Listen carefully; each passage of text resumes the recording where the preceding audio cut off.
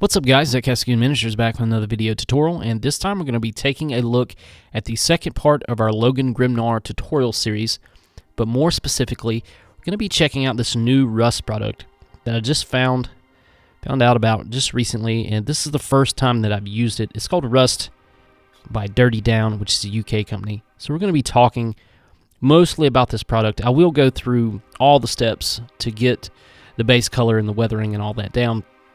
But I really just wanted to talk about this product because it's kind of an amazing product. Now, I'm not paid by these guys or anything like that. If you know me, I typically don't do sponsors or any of that sort of thing. But a fellow off Instagram sent me this product about a month ago, and I put it on my shelf and just kind of left it sitting there. But I decided to try it out today, and I was absolutely mind blown by what you can do with this stuff. So, as I said, we're going to go through the entire process to get the base colors down and everything like that. So let's take a look at where we're starting off here with the Stynylrez Gray Primer. We're going to put 2 thin coats of that on there, allow that about 15 minutes to dry, and then we're going to come in with a brown color, which we're going to use this as a base layer to chip down to. We're all going to be using some chipping medium. So once we get the Stynylrez Gray Primer on there, we're going to come in with the Camo Medium Brown from Vallejo Model Air. Load that up in the airbrush, and we're going to put on about 2 thin coats and allow about 15 minutes to dry.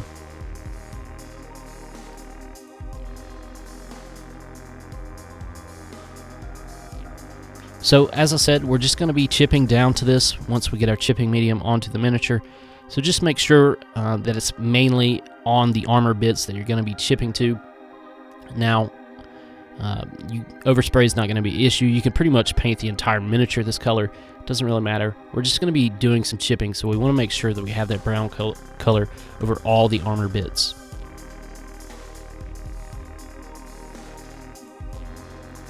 Okay, so once we've gotten that brown on there, we're going to allow that to dry for about 15 minutes, and then we're going to come in with the AK Interactive's Worn Effects. We're going to load this up in the airbrush, and we're going to come onto it, and we're going to come onto the model with it and apply it in just a couple of layers. So we want to build this up to where it's kind of really very shiny. We don't want it to be too heavy, because if we get it too heavy, it kind of prohibits the drying of it, and your top coat will just kind of flake off too easily.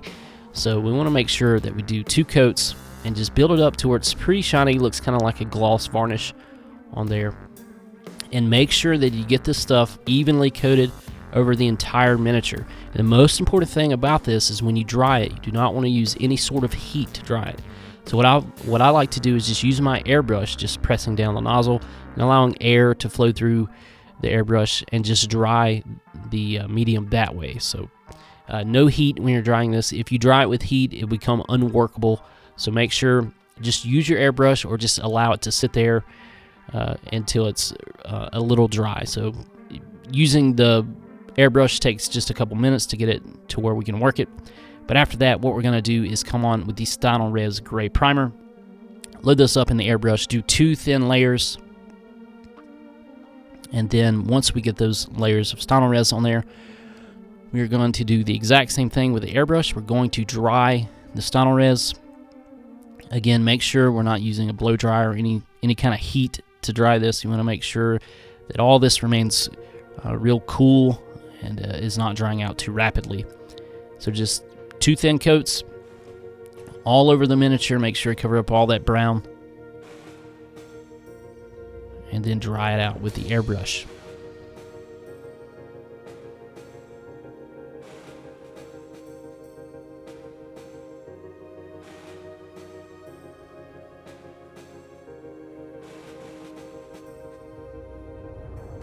Okay, so once we get all that on there, we're going to start chipping this.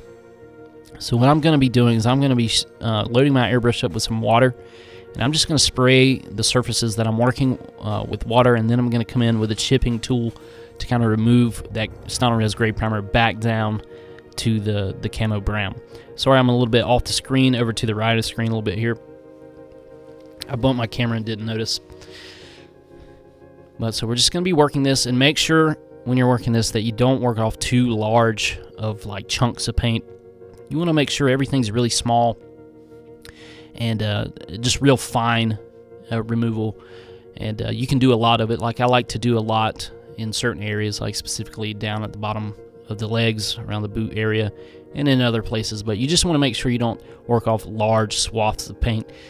Big marks like that on such a small miniature can look very distracting. So we want to make sure we just work off very small little mark making there. And we'll do that throughout the entire miniature. And then once we get done with that little step, that's about what we're looking like right there.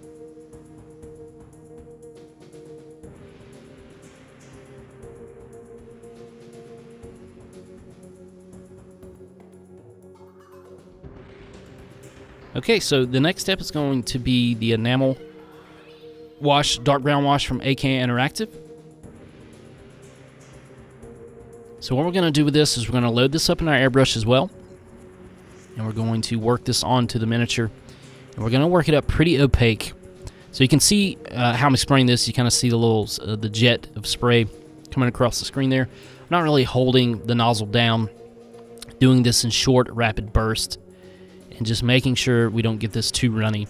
We want to end up with like a smooth coat of this, kind of similar to how an acrylic would look. So to do that is just, this is the one of the better ways to apply this evenly, is just load it in your airbrush and do this short burst application. So we're going to work this up, like I said, pretty opaque. And then once we get that on there, we don't really need to allow for any dry time or anything like that. We're just going to come back in with a dry Q-tip, so no mineral spirits, and we're going to start working this back off the model. So I like to use these really kind of fuzzy Q-tips, not the ones that are really tightly wound, especially when I'm removing dry. They just kind of get the medium off there a little bit better. They do leave behind a lot more of the little fuzzies, and you want to make sure that you pick all those off as you're working. But we're just going to work through the model here and remove all the dark brown wash off all the raised areas and broader surfaces, leaving it in the crevices, and just making sure we have like almost like a pre-shadow. Now, you know, this armor is gray right now. We do want to move it toward a little bit of a blue tone, so we will be doing some glazing or spraying with an airbrush that will end up like a glaze. So this kind of works as, you know, shading and preliminary weathering, and just kind of like an overall pre-shade pass before we add the blue color on there. So if your Q-tip gets really messed up, you can just swap it out for another one. Use both sides, and as I said, make sure we're picking off any fuzzies as we go. Don't really want to leave too many of those behind. And as you can see, I'm also you know, when you're doing it like this, it's really, you don't run a lot of risk of removing paint. You can see I'm working pretty rough on this, you know, almost kind of like burnishing. You getting that kind of satin finish, and that's where I'm kind of like burnishing the surface there a little bit. So I'm rubbing it pretty hard, you know, no paint's coming up or anything like that. And we're just going to work through this entire miniature and make sure that I do a really solid cleaning pass on this. All right, so once we get done with the Q-tip, there's going to be a lot of places we can't get with a Q-tip. It's just not going to fit, and you never really want to try to force it, because if you do try to force it, then you're likely to remove paint. So what we do is we just get a little kind of throwaway crappy brush, and we do put a little bit of mineral spirits on this. So this is has a very small amount of mineral spirits, and then like I'll put a little bit of mineral spirits on this, and then I'll kind of wipe it back down on a cloth to remove a lot of that mineral spirits. So we want this almost like it's dry, it looks dry, but there's, you know, even though it looks dry, there's gonna be just a touch of mineral spirits on there, and that's what we want, just enough to remove it but not make it streaky. If you start doing this with a brush and it gets all streaky and wet looking, then you definitely got too much mineral spirits on there. So once we get done with the cleaning pass, this is what we're looking like. So as you can see, mainly just focused on the armor. I did clean the skulls on the back and everything like that. So now we're going to come in and do that glaze pass, just to kind of shift the color of this a little bit toward blue. We do want a highly desaturated blue color here, so this is why I opted to do it this way. So what I've done is I've loaded up my airbrush with the Colia green shade, And I've pulled my airbrush pretty far back from the miniature here. And I'm just going to slowly build this up in just a few very light layers. So just working around the model and making sure we get no runs and it's not too heavy. Just pull your airbrush a good ways back, and this builds surprisingly quick. Definitely over this gray, it's going to build pretty quickly. So just make sure, and you don't want to overdo this. So like I said, we want just a very desaturated looking blue, kind of like a 50-50 of the gray and the blue there. So just working around, and we can work it darker in some areas, like around the bottom of the feet here. I'll work that darker, and in some other select areas. But once I get a nice little coat of that on there, what I'm going to do is I'm going to lay the miniature back and spray it from the bottom up. And this is going to catch all the bottom of the details here. So I'll do one where it's almost laid completely flat when I'm looking at the very bottom, and then I'll do like a little bit less of a tilt backwards to kind of get up under the arms and shoulder pads and that sort of thing. And that'll just catch all the shadows in the correct areas. Just a really quick way to add a little bit of depth to that application. But once we get that on there, what we're going to be doing next is we're going to be taking this back down a little bit. So like I said, I wanted a very desaturated looking blue here, and I want to add a little bit more of like transition to this, just a slight bit more contrast. So what I'm going to do is come in with the isopropyl alcohol, 99%, and I'm going to start working this back off. So you do need to be careful with isopropyl alcohol because it can remove all the other paint if you're not careful. So what I like to do is just dip the Q-tip into the alcohol, and any surface that I'm working, I'll wet the entire surface with the Q-tip. So if I'm working this little bit here, I'm going to wet the entire surface and then switch around to the other side, like a more dry side of the Q-tip, and start to remove it and try to create nice little gradients. And what that does, it doesn't completely remove all the blue. It does remove a lot of it, but there's a very slight blue tinge left, and that's what we're looking for. So one thing you need to watch out for when you use this alcohol is it flashes off very quickly, and specifically over the wash. Once the wash starts to dry, it'll become sticky right before it dries. So the alcohol is reactivating the Colia green shade, and we're removing it, and then as it starts to cure back again, starts to dry a little bit, it gets very sticky, and so that's going to start pulling the little fuzzies off of your Q-tip. So you want to make sure that you got a little tool prepared to kind of go in there, remove those really quickly before it sets up and dries onto the miniature. Another way we can do this, if we're not wanting to go back through and pick off all the fuzzies, is just use some brushes. Now, using brushes is a little bit more tricky. It takes a little bit more practice. It can remove the paint a lot quicker, but it's a lot cleaner once you can get the hang of it. You don't have to go back through and worry about the Q-tip fuzzies. So basically, it's the same idea here. We want to wet the entire surface that we're working on, and then come back and clean it up with a different dry brush. So I have two brushes in my hand here. So I have just one to apply the alcohol to the surface, and then I have a dry one to go back and kind of feather the transition. So the bristles of the brush are soaking up the Colia green shade, and then as I said, the alcohol is flashing off really quickly, so we can work a transition. You just got to work rather quick. You want to work small areas with this too, so you don't want to do this over the entire miniature. Just work like a little small area at a time. Just reactivate that Colia green shade, and then work the transition with the dry brush.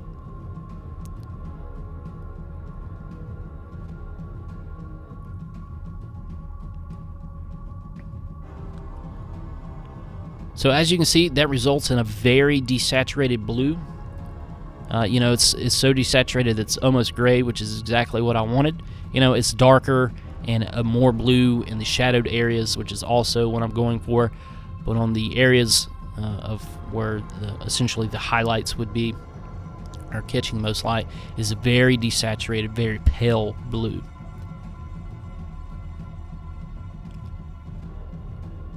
And you also might notice that it didn't really cover up any of the weathering or chipping or anything like that.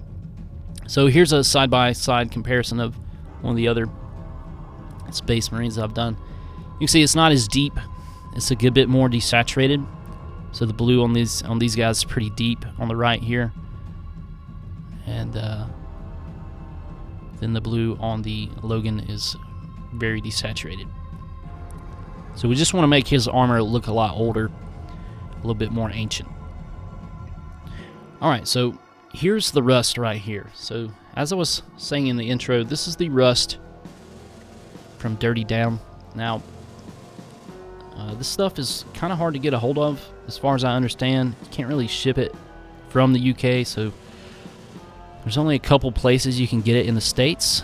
Now, it is fairly expensive, but it's very insane product, and we'll see right here. So this is the very first time I've ever applied this to the model. This is me opening up the bottle, dipping the brush in, putting it on the model, and seeing what happens.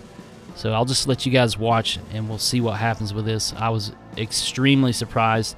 You know, when it's first going on, I was just like, okay, you know, just kind of a rust color. But you see it starts to change almost immediately as it starts to dry. So this stuff dries very rapidly. So it's not good to put out on a palette. You don't want to put it out on a palette because it dries instantly. But you can see just straight out of the bottle, nothing else. Put it on the miniature and let it sit there for a few seconds, and just all this variation and realistic rust appears on the model magically. So I was pretty blown away at this point right here.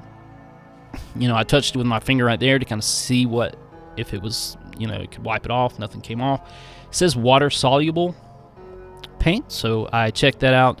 Come in with a little bit of water, touched up a little area, and the water does indeed reactivate this. So here's a little bit of closer look of that first test application right here. And literally straight out of the bottle, I just dipped my brush in the bottle and went straight to the miniature with it, and just stippled it on in that area. So now what I'm going to do is see kind of how it layers up. So I'm going back in with another layer of this. Now I'm not thinning this down with anything. I'm not really messing with it at all. I'm just applying it. And then if I do any adjustments, I'm just coming back in and applying water to it, just to kind of see what happens here. I just applied some water right there on the back end of that little joint and down at the bottom. And then I'm going to hit it with a blow dryer and just kind of see the reaction. So I didn't really mess with the water. I just applied it in an area and then hit it with a blow dryer. You can see kind of the effect. So what I'm starting to put together at this point is the way that you can really get a lot of variation with this stuff is to just manipulate it with water. So it seems the more water you add to it, the kind of that brighter it gets. So that's what I'm figuring out so far. So now what I'm doing is kind of just applying it in the general areas I want it to go, and then trying to see if I can clean it up with just a brush and water, much like how we typically do with like rust streaks or something like that. We apply it roughly and then clean it up with a mineral spirits and a brush or a Q-tip, and just seeing how well it controls like that. So pretty good right there. It cleans up pretty well with water. Now I will say that once you kind of rinse your brush off in like a pot of water or something like that, it does stain the water pretty quickly, and then that stained water will translate a rust color onto your miniature. So what I started doing pretty quickly was rinsing my brush off, wiping it on a towel, and then if I came back to kind of manipulate where I had applied it, I made sure that I got that from a different tub of water, just to make sure that water was clean and it wasn't really contaminated with the where I rinsed my brush off. So, you know, I just didn't want to get rust unless I was, you know, placing it exactly where I wanted it, and kind of just using the water that I was rinsing the brush off with was kind of tinging the armor in places where I didn't really want it to. So, but this stuff is pretty crazy. You know, like I said, you know, I'm not paid by these guys or anything like that, but this is definitely one of those game-changing products right here.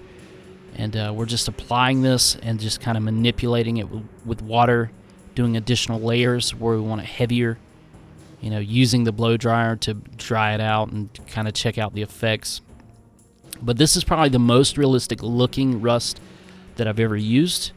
and it gets so many variations in it just by manipulating it with water that it replaces several paints. Usually I use like rust streaks and light rust and crusted rust deposits to get like a dark, mid, and light, and then sometimes even like a pigment powder. So I mean, this does it all, and it's just one product. So pretty crazy for sure.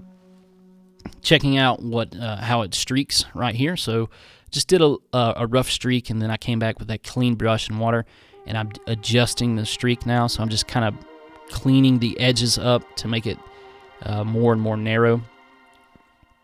When we do streaks, we want to make sure they're very narrow, especially along smaller miniatures. But you can see just all the variations of color we're getting with just the one paint, which blows my mind. It does it all.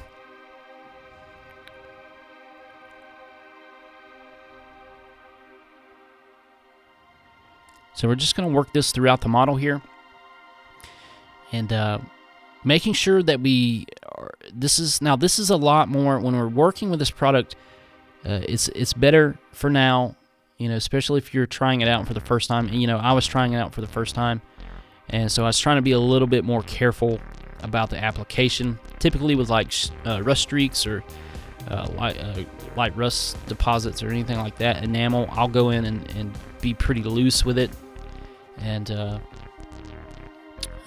not afraid to come back in and just clean it up. So, but with this product, I'm being a little bit more controlled, which I think is a good idea with this stuff. As far as I can tell, even after you blow dry it, you can come in and clean it up with a brush, but I don't have too much experience with this. I mean, this is literally the first time I've ever used this product, and so I'm just testing it out and kind of experimenting with it.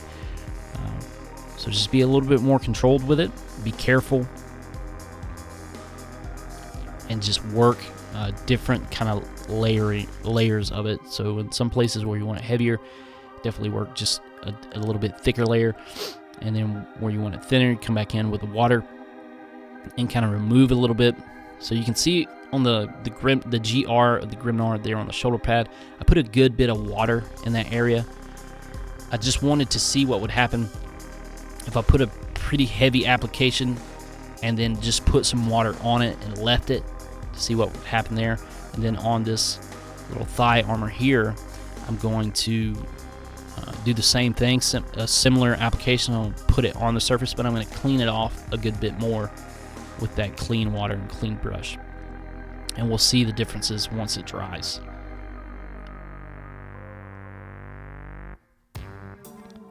So there I am hitting it with a blow dryer. And you can see the difference there. So that gets a really vivid orange, where I just added water onto it and removed very little of the pigment. So I added a good bit there, and then I just came back in. Once it dried, it rapidly dries out, and I just put a dab of water on top of it and just left it. Maybe I removed just a hair of it. And then on the thigh armor, I did the same thing, but I removed a lot more with the water and the clean brush, just to see the difference of what would happen. And you can see the difference right there. I mean, that's where that G and R is at. It's pretty yellow and vivid. So I'm going to go back and take that down just a little bit. There's some areas where, I'm kind of figuring out how to control this and how to make it really kind of bright yellowish orange where I want to, and then how to avoid that when I want a little bit darker of a tone. So as far as I can tell, just adding water is the way you can make this stuff kind of change the way that it looks, and then the amount that you remove with the water as well. So if you remove most of it, then you're just going to get a very slight tinge, and then if you leave it on there, it's going to be pretty dark. So here's what I'm talking about. Here's where I'm rinsing my brush out in this little piece. That's just water in there. I'll just rinse my brush out and then kind of wipe it off on a little piece of cloth here. And then I have this other little pot here with water in it, and that's where I'll go back and kind of remove with that. So if I'm gonna be doing any kind of touch up or cleaning up or messing with the rust. Once I apply it, I'm going to have those 2 things of water ready to go. And then when I apply this, so don't put this stuff on your palette because it dries immediately. So you just want to dip your brush directly into the pot. If you're putting this stuff out on your palette, you're wasting money, essentially. And so now we're going to take a look at how quickly it dries. So this is a pretty quick application. You can see immediately it starts to flash off here.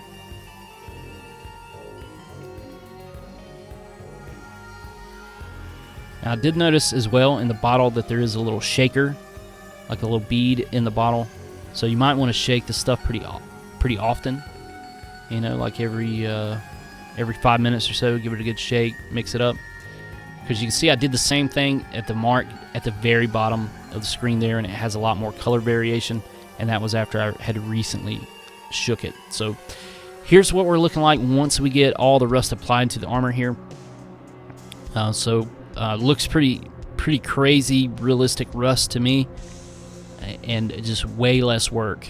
You know, so if we're using like enamel rusting set, we'd have to go through like 3 or 4 steps to get this level of variation, and this product does it all with just a little bit of water and everything like that. So yeah, so this stuff is pretty crazy. Like I was saying, it's called Rust. It's from Dirty Down in the UK, so you guys can get it, I think, around $9 or €9. Pretty inexpensive. Here in the States, there's only one guy that I can find that sells it's $28 a bottle, which is pretty expensive, to be honest with you. But, you know, the argument you could make is, like I was saying, it replaces 3 to 4 other products. So, I mean, that, to me, that justifies the cost, kinda. You know, I mean, for this stuff to get the effect that it does, I will pay that all day and just, you know, be happy, because I know what it takes to get this level of rust when you're going through multiple products and all the steps it takes and the amount of control it takes to get all the variation, and to not even have to worry about that and just use one product and it does it all in one go, that's insane. So I did reach out to the guy that sells this stuff, and I'm going to throw a link in the description of this video, and you guys can use the coupon code Grimdark to get a 10% discount. That's the best I can do.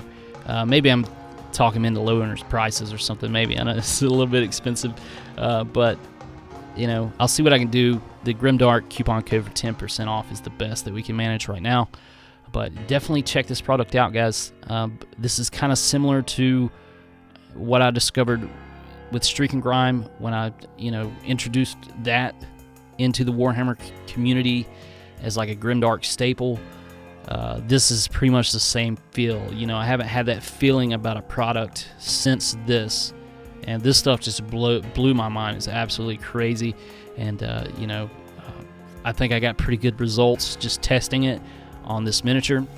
And like I said, this is the first time I've ever used it, and you know, I'm really happy with the results I got, and I'm sure the more practice I get with it, the better I'll learn how to control it. So I hope you guys enjoyed this video, and we'll catch you in the next one.